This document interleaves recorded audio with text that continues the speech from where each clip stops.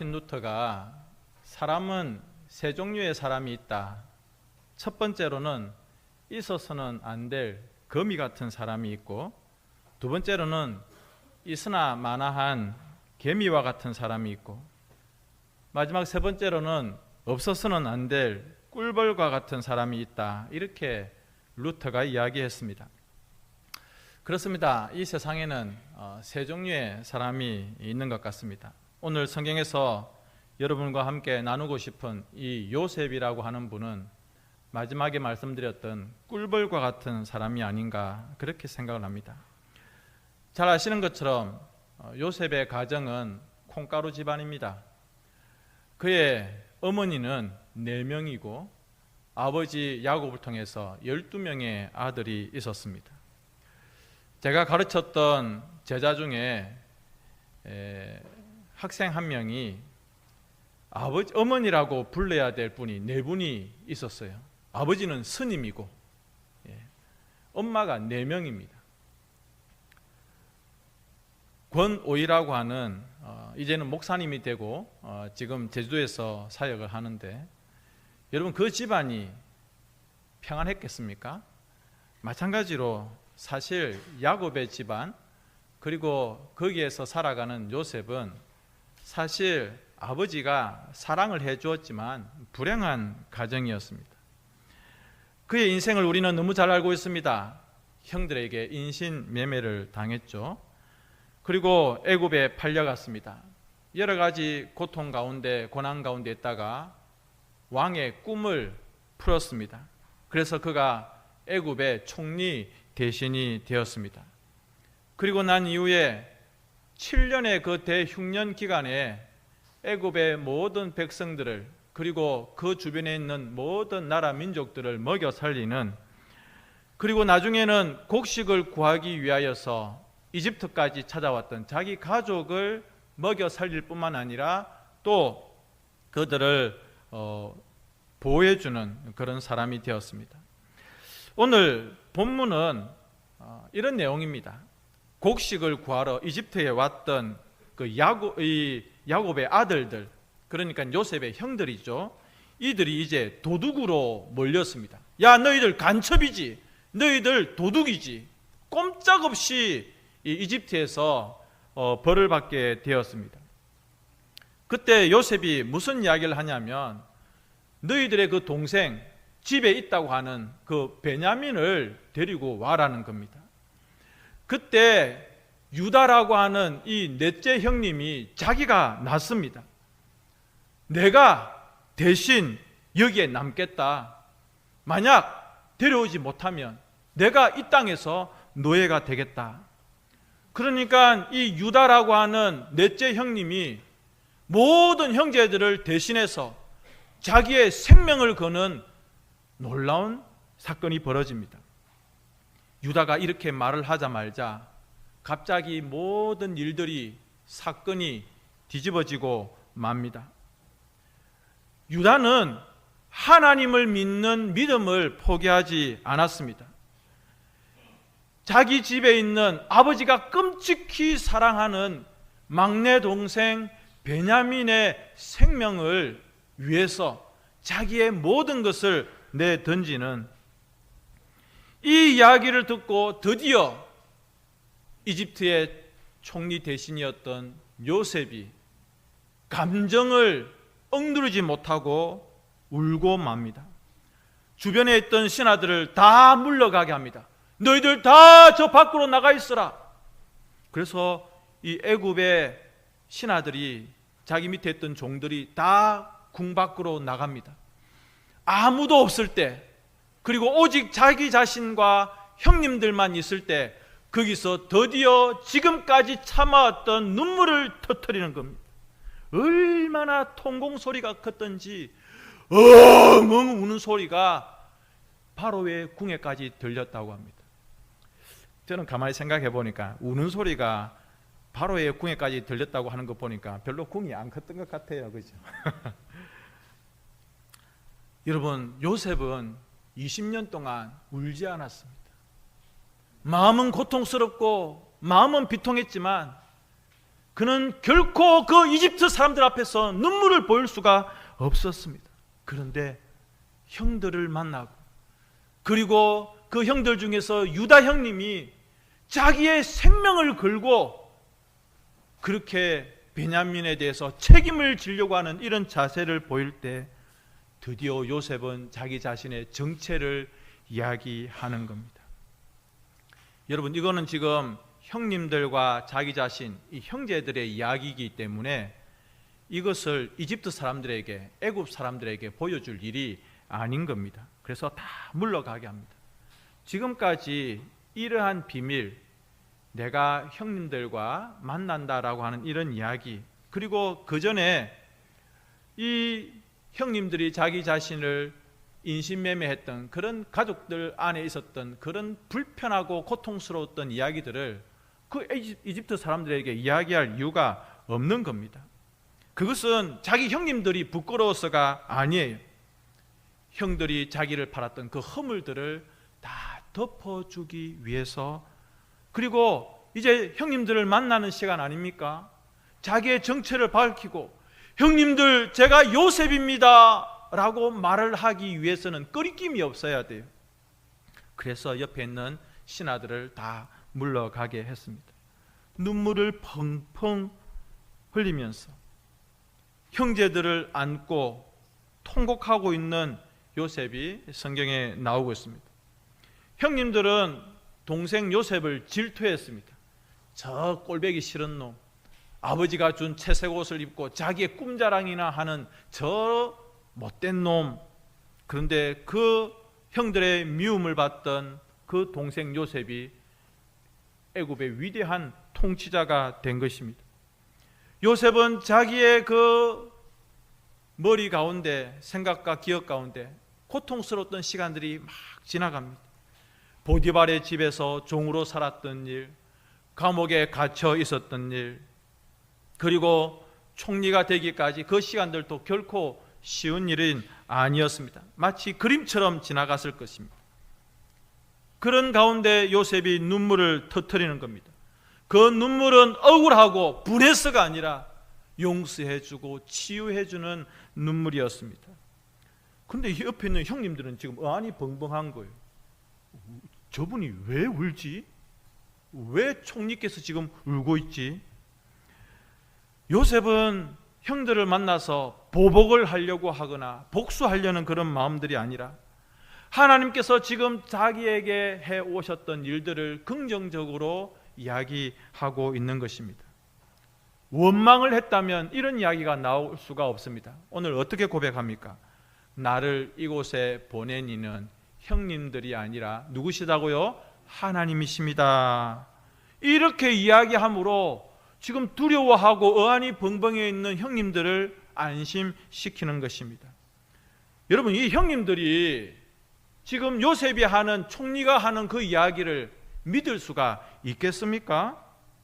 그런데 이 요셉이 베냐민을 끌어안고 우는 모습, 그리고 선물을 주고, 그리고 자기들 눈앞에 펼쳐진 이 일들을 형들이 보니 믿지 않을 수가 없는 겁니다.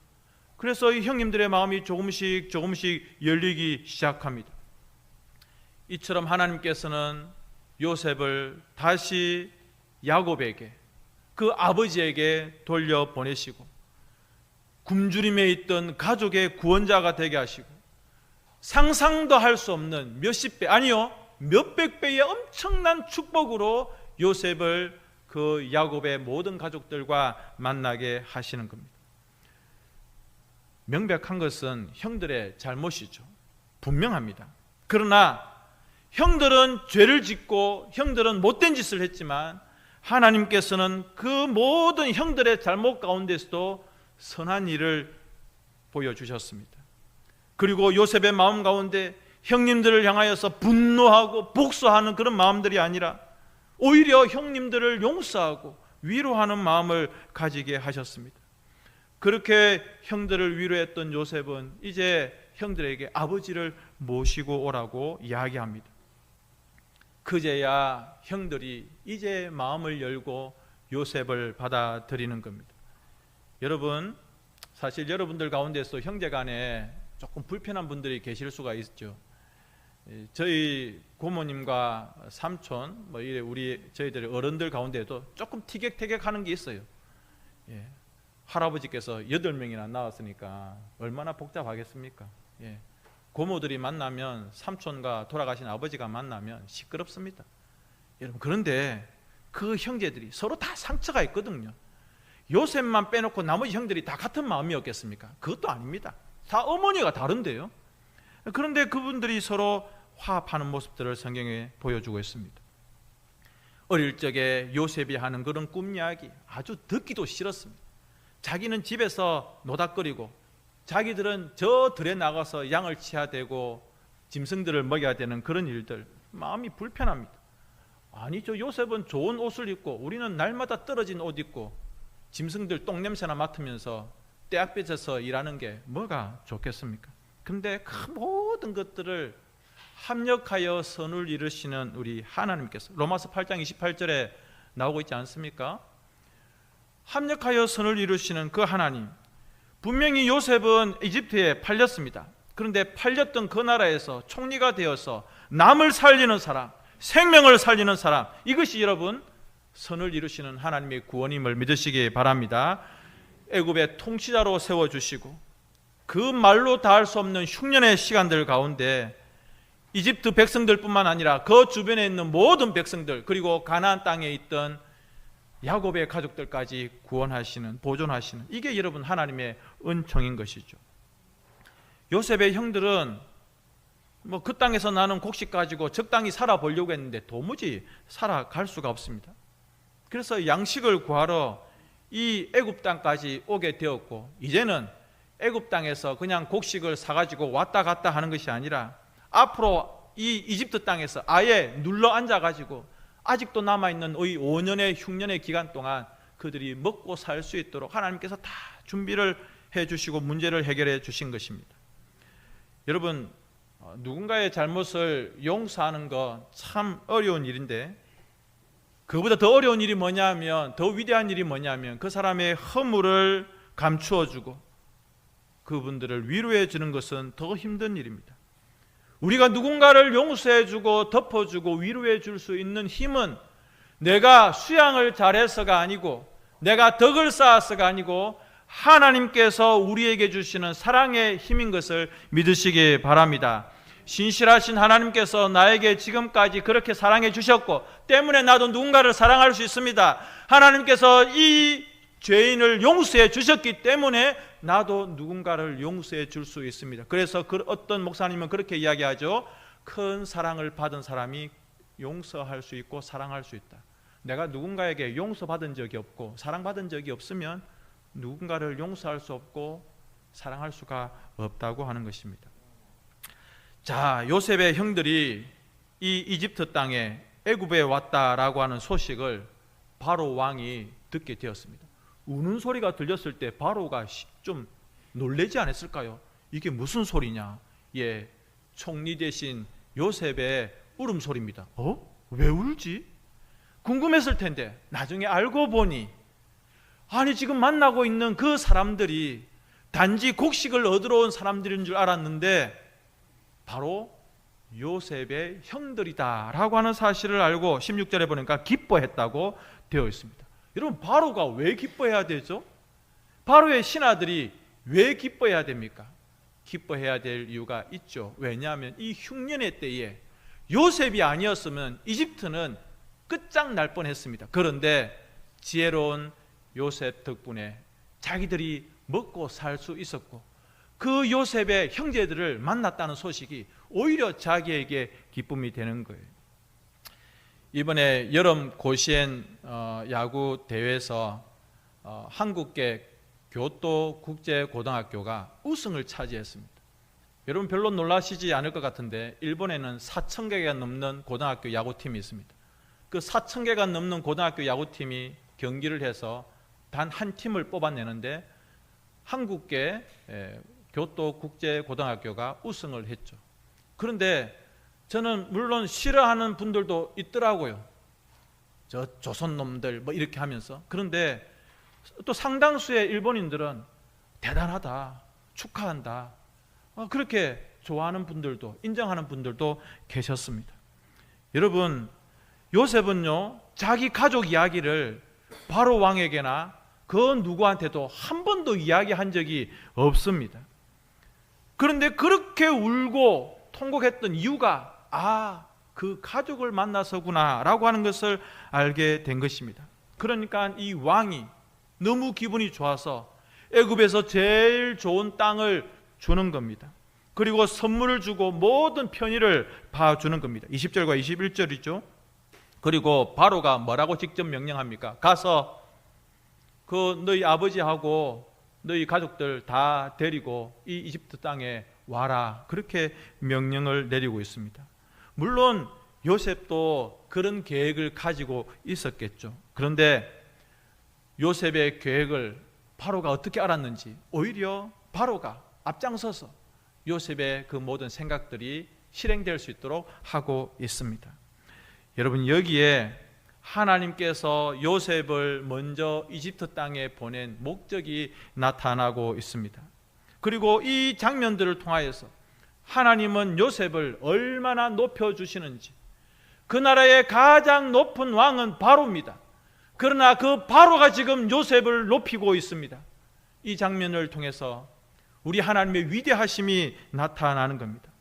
또 한편으로는 이 요셉의 탁월한 능력이 꿀벌 같은 사람을 살리는 그 능력들이 나타나고 있습니다. 사람들에게 인정을 받을 뿐만 아니라 그리고 왕에게 인정을 받습니다. 여러분, 정치 세계는 굉장히 치열합니다. 한 나라의 총리가 되었지만, 그러나 그 요셉을 바라보는 곱지 못한 시선들도 분명히 있을 겁니다. 저 다른 나라에서 종으로 왔던 사람이 우리나라의 총리가 된다? 이 마음이 불편한 자들도 분명히 있을 것인데, 그들조차도 지금 일어나고 있는 이 모든 일들 가운데 전혀 반기를 들지 못합니다. 요셉은 형들에게 말합니다. 빨리 집에 가서 아버지에게 그리고 가족들에게 내가 살아있는 것과 그리고 이 이집트 땅으로 올 것을 다 알리라고 말을 합니다. 그리고 이 형님들이 왕이 준 선물들을 가지고 다시 집으로 돌아갈 때 어디에서, 길에서 뭐 하지 말라, 싸우지 말라고 당부하고 있습니다. 여러분, 왜 이 부탁을 요셉이 형들에게 하고 있을까요? 형들이 나이가 어린 사람들이 아닙니다. 다 자기보다 아주 나이가 많은 그런 큰 형님들인데, 그 형님들이 집으로 돌아가는 길에 또 괜히 옛날 일들을 서로 끄집어내 가지고 네가 그때 팔자고 했지, 네가 그때 죽이자고 했지, 네가 그때 옷을 벗겼지, 네가 그때 피를 묻혔지, 네가 그때 아버지한테 고자질했지, 뭐 이런 일들로 서로 싸우지 아니하도록. 여러분, 그렇게 되면 서로 간에 이 형제들 마음 가운데 또 칼을 찌르는 겁니다. 책망하고 비난하고 마음이 또 찢어지고 또 분열됩니다. 겨우 요셉이 형들의 마음을 하나로 만들고 이제 겨우 화합이 되었는데 집으로 가는 길에 다투고 싸우고 하면 안 되는 것 아니겠습니까? 그리고 지금까지 20년 동안 다 자기들 마음 가운데 이런 아픔이 있었습니다. 동생에 대한 그런 말은 못해도 아버지를 속였던 그런 마음들이 불편하게 그들의 마음 가운데 남아있어가지고 그것이 죄의식이 되었습니다. 말은 못해도 속에서 굉장히 불편했습니다. 그래서 요셉이 형들에게 말합니다. 길에서 싸우지 마이소, 이렇게 하는 거예요.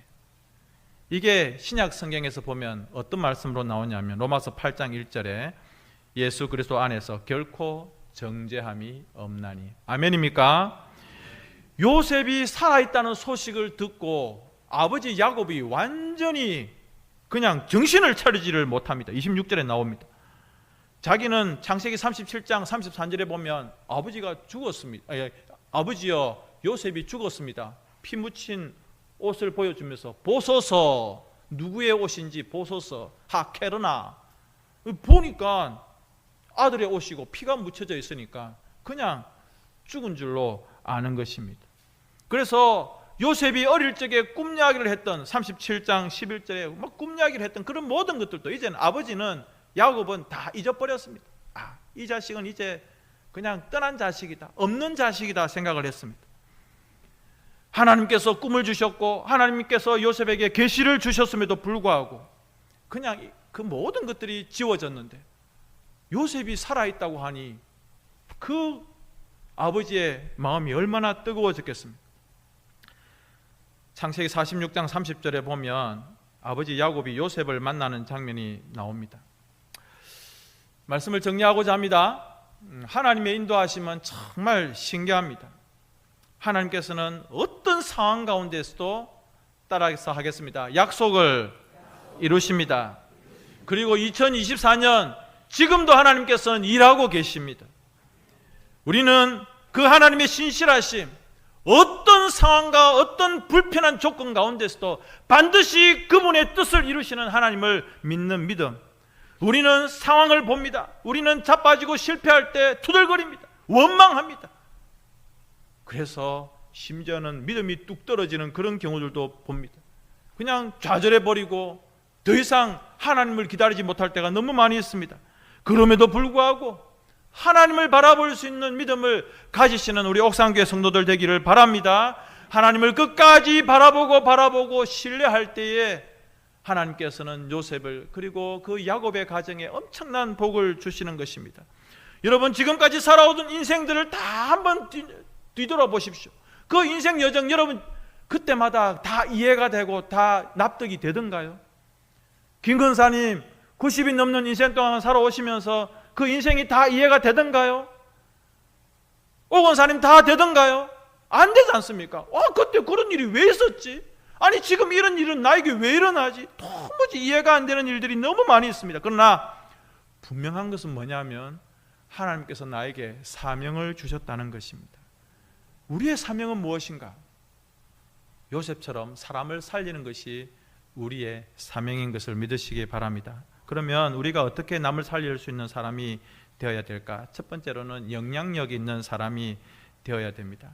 여러분, 우리는 상한 갈대와 같은 존재 혹은 꺼져가는 등불처럼 그냥 그렇게 사라지고 없어질 것 같은데 하나님께서는 그 꺼져가는 등불, 꺾어진 그런 갈대 같은 우리들을 붙잡아 주시고 다시 새롭게 해 주십니다.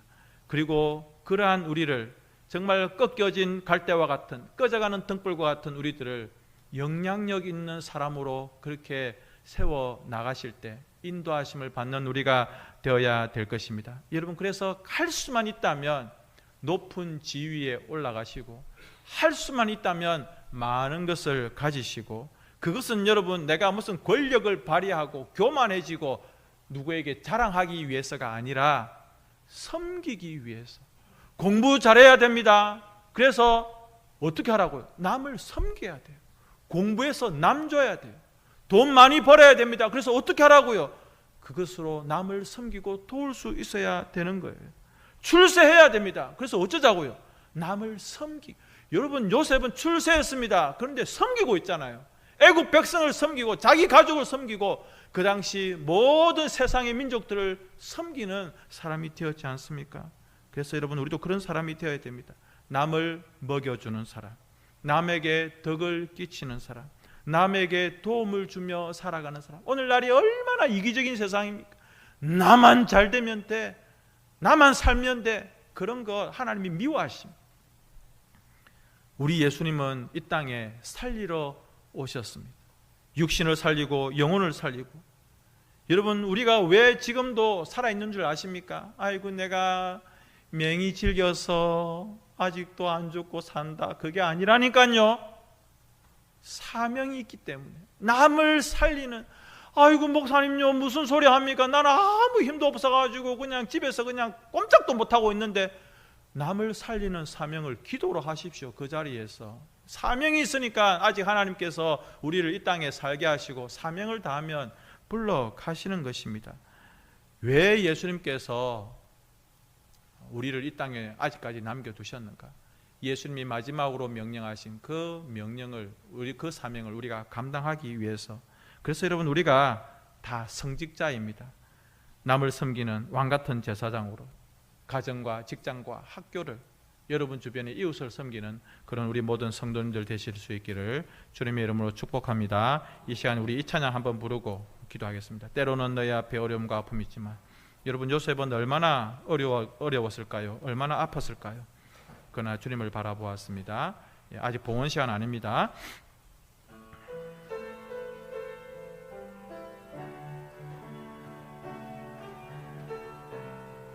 찬송을 함께 갑시다.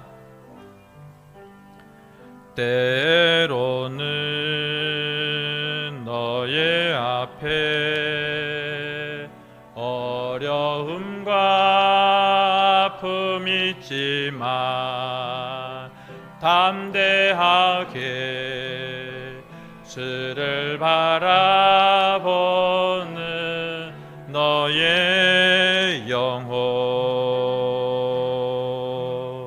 너의 영혼 우리 볼 때 얼마나 아름다운지 너의 영혼 통해 영광 받으시 큰 영광 받으시 하나님을 찬양 오 할렐루야 너는 택한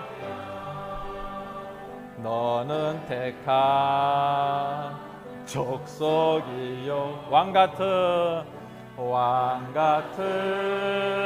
제사장이 거룩한 나라 하나님의 소유된 백성 너의 영혼 우리 볼 때 얼마나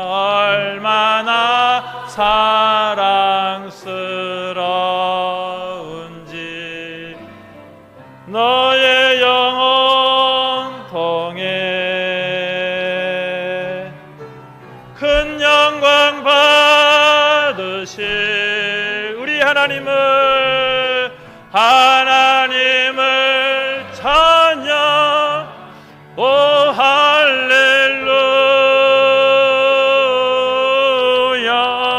할렐루야 함께 이 시간 기도합시다. 하나님 거미 같은 사람이 아니고 개미 같은 사람이 아니라 꿀벌 같은 사람 남을 살리는 사람 섬기는 사람 되게 해주십시오. 다시 한번 소리내어 기도하겠습니다. 하나님 감사합니다. 오늘 우리에게